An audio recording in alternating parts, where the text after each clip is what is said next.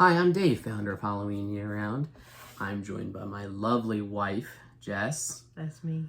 And we're here to talk about... What the hell? Get off me! Get off me! What the hell does a chimpanzee attack have to do with aliens? I have no idea. What the...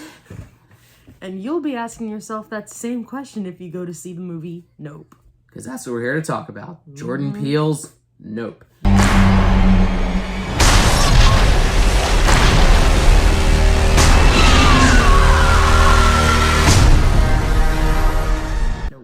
So first and foremost, we are getting into spoilers. So if you have not watched the movie, go ahead, click out of here. There's a link to my spoiler-free review in the description if you want to read that before you get into this, but be warned. So first things first, a lot of people are comparing this movie to Signs.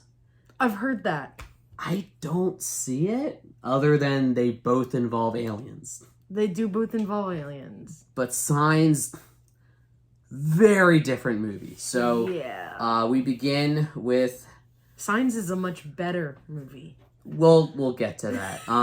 So with this movie, we begin with a sitcom that features a chimpanzee attacking and mauling people. Okay, so I'm going to be honest with you. When I saw that at the beginning, I thought, is this part of the movie? Or is this like part of the Monkey Paw Productions logo? Yeah, that's what I thought. Jordan Peele's production company. I was is this just going to be at the beginning of all the movies I get that too. So that's kind of weird and random, but we'll get back to that later. So we end up at the Haywood Ranch in California. We meet the Haywood family with father Keith David, who tragically dies very soon. He barely gets more than a cameo, but I'm glad to see Keith David. He's one of my favorite actors. Yeah. And it really kind of picks up 6 months later with the siblings OJ, played by Daniel Kaluuya. Yeah. Awkwardly named. OJ. And his sister Emerald, played by Keke Palmer. So there was even a joke about it. There was. So I really like... Now, we'll be honest. I think we both preferred Get Out and Us over Nope. Yeah. That said, I really like the dynamic between the two siblings in this one. Okay, yeah. That was probably my favorite part about it, was they're incredibly different. Yes. But you do, like, he OJ is kind of much more calm and timid. Definitely not the kind of guy that would murder somebody. And Emerald is much more outgoing. She's, they're on that film set and she's trying to, like, brand herself as actress, musician, caterer, the whole 9 yards. And he's just awkwardly standing there like, yeah, this is the horse. Yeah. But I like that without a single exchange of dialogue between the two of them, you see how different they are. But how... He's very, like back and timid. And she's like... And in a weird way, you can almost see how their father was kind of a mixture of both of them. Yeah, even in that brief couple minutes. OJ's stoicism and very much, like, to-the-point attitude. But their dad had Emerald's pizzazz as well. Otherwise, he wouldn't have been able to, run their horse training business for, the decades that he did. Right. So, they find some weird stuff's happening at night, like electrical stuff. Everything goes out, and it's aliens. So they set out to prove the existence of extraterrestrial life. They did. And I kind of love how the main plot of this movie it's not, so don't go into this thinking that it's some grand, there is no big moment that it's like, this is the aliens' plan and it's a full-scale invasion. It's not Signs, it's not Mars Attacks, it's not Independence Day. It's a slow burn. It's a slow burn, but ultimately, this movie is about, they're trying to be, like, YouTube famous. Like, let's catch it on film. And the funny thing is, I feel like in the 21st century, who wouldn't try that? I mean... Like, if we... I would. Yeah, that's what I mean. Like if we had some weird extraterrestrial event happen or some unexplained thing, I think the first, especially, us being YouTubers, I'd be like, let's get it on camera and put it on YouTube. You know how many views we'll get? How many clicks can we get? And at its core, I think that's what Jordan Peele is going for here. And, in an interview, he said that, this movie is very much about media sensationalism. Yeah. Which, again, to tie back to so there's a subplot involving Steven Yeun's character. So Steven Yeun runs this, like, Western, I guess you could call it like a theme park show. It's like a theme park. And he's like a former child actor who was on that sitcom that years ago had a chimpanzee, and it went crazy and it mauled the actress, and I'm pretty sure it killed the other guy. Yeah. Still not sure how that relates to the aliens. Well, so it doesn't relate. I see how it relates to the larger theme of if this movie is about media sensationalism, I see how that relates in that was a clearly traumatic event for his character. Yeah. You see him, I mean, in flashback, you show him, he's only like 10 years old. Yeah. He watches the chimpanzee maul his co-star. Yeah. And then he sees him hiding, cowering under the table, and the chimp does their fist bump. Yeah. Almost like nothing, just nonchalant. Yo, hey, I just like killed a bunch of people, but here you go. And he witnesses the chimpanzee being shot in the head right in front of him. And I don't know that it was based on real events. I know there have been incidents. There was that story in the news, I think it was about 10 years ago or so, where there was a chimpanzee that mauled a woman. I don't know if that was at all inspired by it. Probably. But the point I'm making is that it was a clearly traumatic event. Yeah. But in the movie, it's almost like Steven Yeun's character, whose name is Jupe. Yes. I checked IMDb for that. It's almost like he's using that. He's using that to like fuel his fame and his business. Yeah. And the movie kind of doesn't come out and say it, but it kind of leaves us to be like, well, that's kind of screwed up. Like, this was a horrible thing that happened to a 10-year-old boy. He probably has PTSD from it, but it's like the way that pop culture and the media works. You have to use that for your fame, and like that was someone gave him, what was it, $50,000? Yes. To like spend the night in his like museum prop room that he has set up of the chimpanzee and all the stuff having to do with that episode. Now, the only thing that frustrated me about that, it was a cool subplot, and like it's brutally shot, like just the way that how nonchalant the animal is to like maul people, and then just be like, yo, fist pump. But it frustrated me that did not tie back into the larger plot about the aliens. So there was the shoe. Yeah, so stood straight there's up. a shoe, the girl's shoe comes off, and it's standing straight up on its own, and you think, oh, were the aliens there? Like did the aliens have something to do with that incident? Nope, nothing to do with anything. It was and maybe they did, but it wasn't clear or explained at all. It almost felt like, I hate to compare it to this, but it almost felt like at the end of Game of Thrones, when it's like, oh, Jon Snow was a Targaryen. For no apparent reason, it's not going to have anything to do with anything. Oh, the Night King was built up. It's not going to have anything to do with anything. A lot of things were built up and then had nothing to do with anything. That was my frustration with this. And I think ultimately that's where Nope, for me, that's where I say nope, no pun intended. I feel plot-wise, it's a bit weaker. I don't mind a slow burn. Okay. I know you get bored. Look, I love Hereditary. I love Midsommar. I love The Witch. I love the Lighthouse.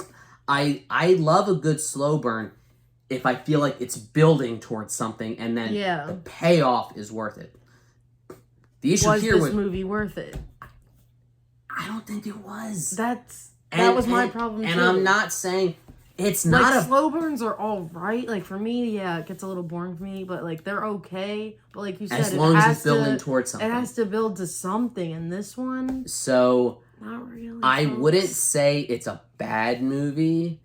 I would say it's an okay movie. I would agree with that. So I think we both agree that's what we weren't a fan of. Yeah. But, again, there's a lot to like here. Jordan Peele certainly grown as a director since Get Out and Us. And I think from a visual standpoint, this one probably is the most beautifully shot. Like, from a cinematography perspective. Yeah. You've got, like, sweeping shots of the California desert and the mountains. I know that a portion of it was shot with IMAX cameras, and it shows. So this one is the best in terms of, like, visual storytelling. Yes. I would agree with that. It's got gorgeous shots. I even really liked... Could you tell that the chimpanzee was motion capture CGI?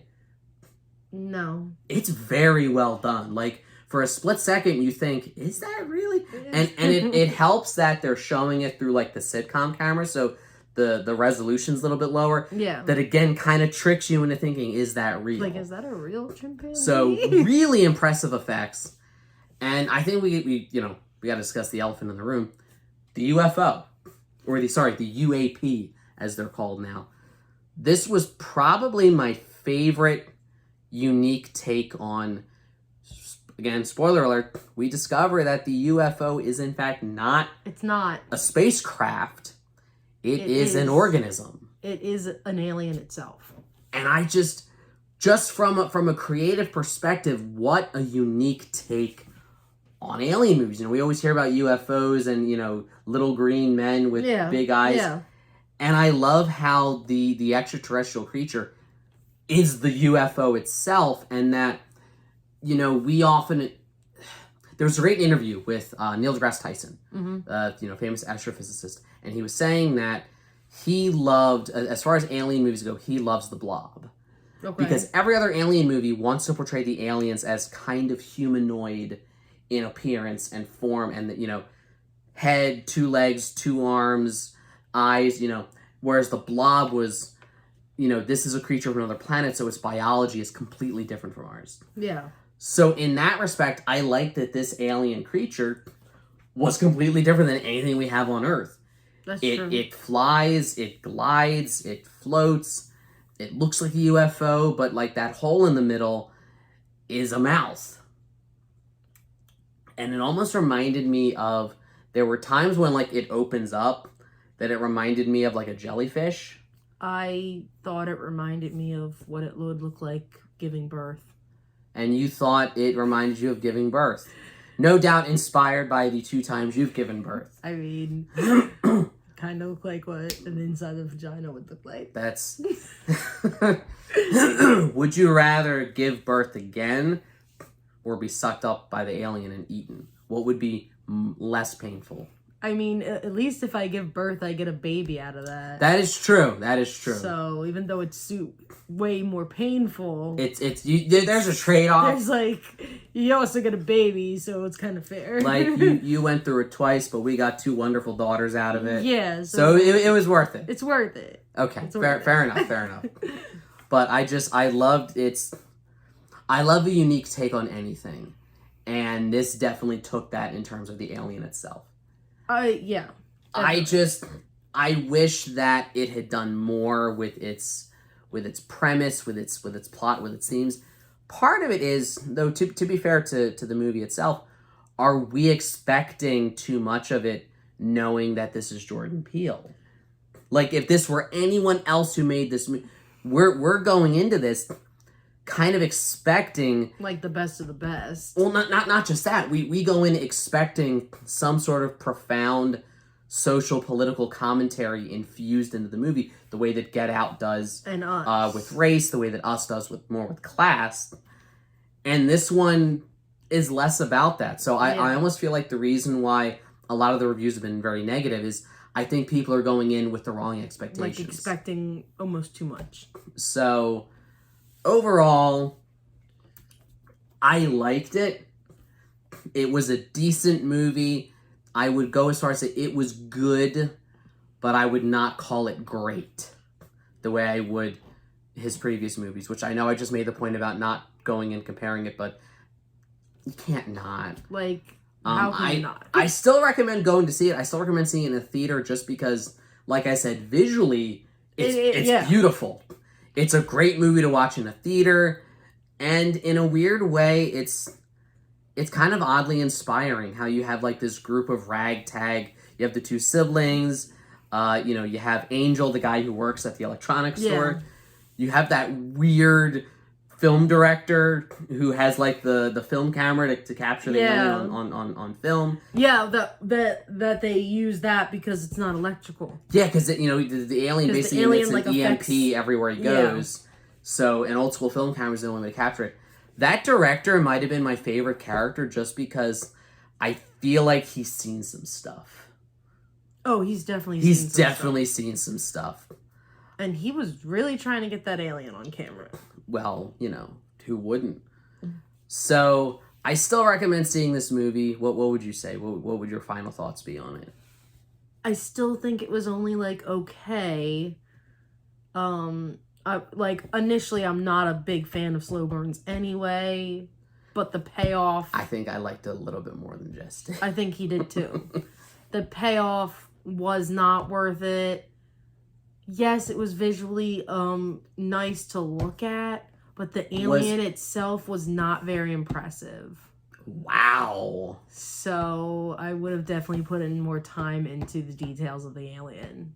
Okay, Jordan Peele, take notes. She's telling you how to... I mean... Still recommend you go see it. Just a big white thing in the sky. But, you know what? Let us know, what do you guys think? Leave us a comment. What did you think of Nope? What did you like? What did you not like about it? How did it compare to Jordan Peele's other movies? Don't forget to like, share, subscribe, all the YouTube stuff. If you don't, you will be sucked up into the sky into a giant alien mouth that looks more like a vagina. Except instead of giving birth, you're being eaten. Yeah, it's going in instead of coming out. We're not going to get into that. Oh, yeah, no. And as always, every day is Halloween.